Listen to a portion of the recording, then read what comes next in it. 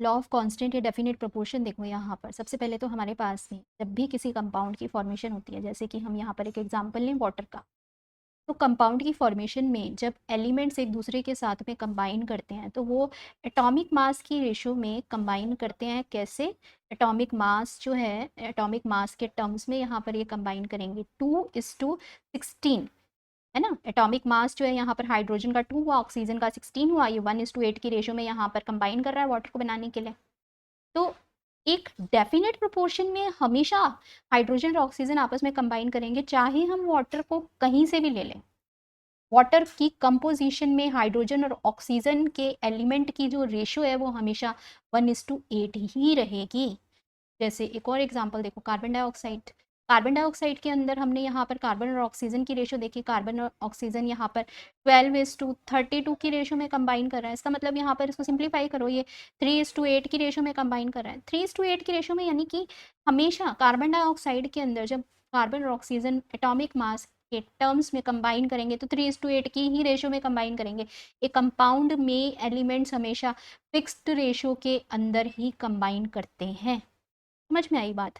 तो हमने यहाँ पर क्या बोला कि हमारे पास में जब भी हम कंपाउंड की फॉर्मेशन करते हैं तो कंपाउंड की फॉर्मेशन में एलिमेंट्स जो हैं, एलिमेंट्स, कॉन्स्टिट्यूएंट एलिमेंट्स, जो एलिमेंट्स यहाँ पर मिलकर इस कंपाउंड को बनाएंगे, वो एलिमेंट्स एलिमेंट्स जो है यहाँ पर हमेशा एक फिक्स्ड रेशो के अंदर ही कंबाइन करेंगे बाय एटॉमिक मास।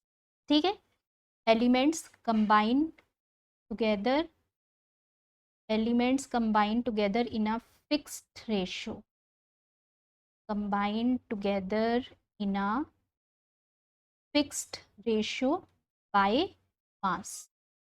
हमेशा एक फिक्स्ड रेशियो में ही ये कंबाइन करने वाले हैं अगर हम इनके एटॉमिक मास के टर्म्स में इसको देखेंगे। ठीक है, तो ये तो सही है। यहाँ पर हमने कंपाउंड की फॉर्मेशन कैसे होती है, उसमें एलिमेंट हमेशा एक कांस्टेंट या डेफिनेट प्रोपोर्शन में ही कंबाइन करते हैं। लेकिन हमारे पास में ये रूल्स सब जगह फॉलो नहीं होता, इसकी कुछ लिमिटेशंस हैं। जैसे कि अगर हम यहाँ पर आइसोटोप्स देखें तो आइसोटोप्स के अंदर हमारे पास में कार्बन के 12 या कार्बन के 14 आइसोटोप के केस में यहाँ पर एटॉमिक मास ही कार्बन का अलग अलग है, 12 और 14।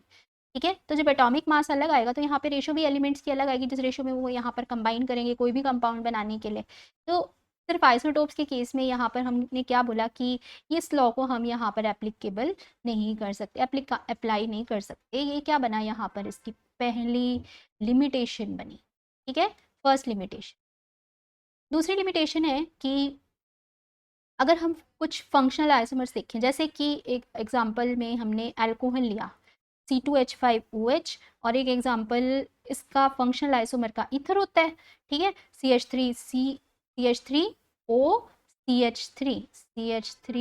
CH3 तो अभी यहाँ पर देखो ये मॉलिक्यूलर फॉर्मूला हमारे पास में यहाँ पर सेम है, लेकिन देखो इनके अंदर भले ही एलिमेंट्स एक सेम रेशो में कंबाइन कर रहे हैं। क्या मतलब सेम रेशो में कैसे कंबाइन कर रहे हैं? कार्बन की, हाइड्रोजन की और ऑक्सीजन की रेशो हमारे पास में यहाँ पर कितनी कितनी है एटॉमिक मास के हिसाब से? देखो 12:2, यहाँ पर भी हमारे पास में ये 2 कार्बन है, यहाँ पर भी 2 कार्बन है, 12:2 कर दिया 24:2। हाइड्रोजन कितना है यहाँ पर? ये 6 है, यहाँ पर भी 6 है, तो ये हो गया 6। और ऑक्सीजन कितना है हमारे पास में यहाँ पर? ये ऑक्सीजन कितना है टोटल? एक ही है, 16। तो इस रेशो में यहाँ पर कंबाइन करें, सिंप्लीफाई करो यहाँ पर ये। ठीक है, ये हमारे पास में 2 से कट हो रहा है, 2:3:8।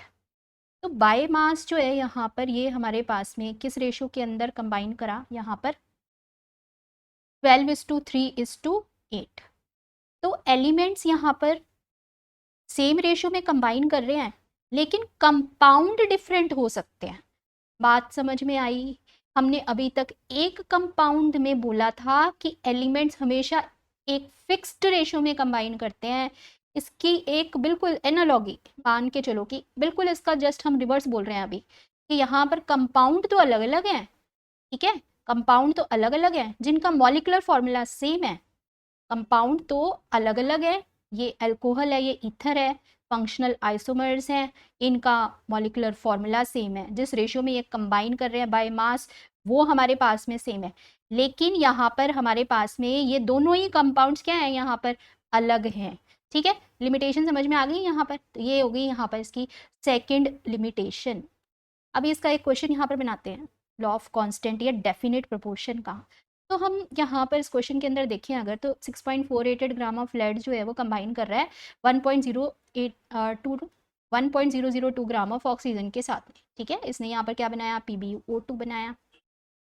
तो हम यहाँ पर एक तो ये चीज़ देख रहे हैं कि लेड पर ऑक्साइड बनाने के लिए लेड और ऑक्सीजन इस रेशो में कंबाइन किया है। दूसरा हमने यहाँ पर ये देखा कि लेड पर ऑक्साइड बनाने के लिए यहाँ पर हमने लेड नाइट्रेट को हीट किया है, हीटिंग लेड नाइट्रेट। ठीक है, दो तरीके से हमने यहाँ पर फॉर्मेशन करी है किसकी, लेड पर ऑक्साइड की। तो यहाँ पर ये बताओ कि हमारे पास में परसेंटेज ऑफ ऑक्सीजन लेड पर ऑक्साइड की 13.38%, तो सेकंड केस में आ रही है, फर्स्ट केस में कितनी आएगी।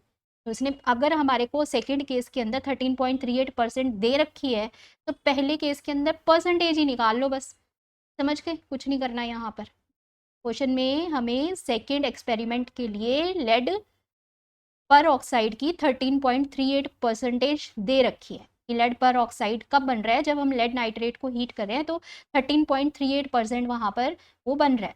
ठीक है, तो फर्स्ट एक्सपेरिमेंट के लिए यहाँ पर जो लेड पर ऑक्साइड बना है इन दोनों एलिमेंट्स के कॉम्बिनेशन से, वहाँ पर परसेंटेज निकाल लो। अगर ये परसेंटेज सेम आ रही है तो यहाँ पर लॉ ऑफ कांस्टेंट कंपोजिशन हमारे पास में प्रूव हो रहा है। ठीक है, तो हमने यहाँ पर क्या बोला कि हमारे पास यहाँ पर जो कॉम्बिनेशन हो रहा है इसमें लेड पर ऑक्साइड के अंदर, लेड पर ऑक्साइड में उसमें मास ऑफ पर ऑक्साइड, मास ऑफ पर ऑक्साइड कितना है हमारे पास में, यहाँ पर इन दोनों का मास, लेड और ऑक्सीजन का मास ऐड करके 6.488 और साथ में 1.002 ग्राम।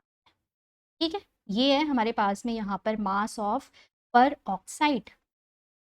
अभी हमने यहाँ पर अगर इन दोनों को देखें कितना मास हो गया, यहाँ पर इसको ऐड कर दो 0, ये हो गया हमारे पास में 7.490 ग्राम। ठीक है, इतने ग्राम ऑफ लेड पर ऑक्साइड के अंदर तो हमारे पास में ऑक्सीजन कितना प्रेजेंट है, क्योंकि हमें परसेंटेज ऑक्सीजन की दे रखी है ना ये, तो हमने बोला कि 7.490 इतने ग्राम ऑफ PbO2 के अंदर तो हमारे पास में लेड कितना प्रेजेंट है, कितना सॉरी ऑक्सीजन कितना प्रेजेंट है, यहाँ पर कितना है, ये हमारे पास में 1.002 ग्राम है। ठीक है, निकालना किस में है, परसेंटेज किस में निकलती है, 100 में निकलती है, 100 में निकलती है।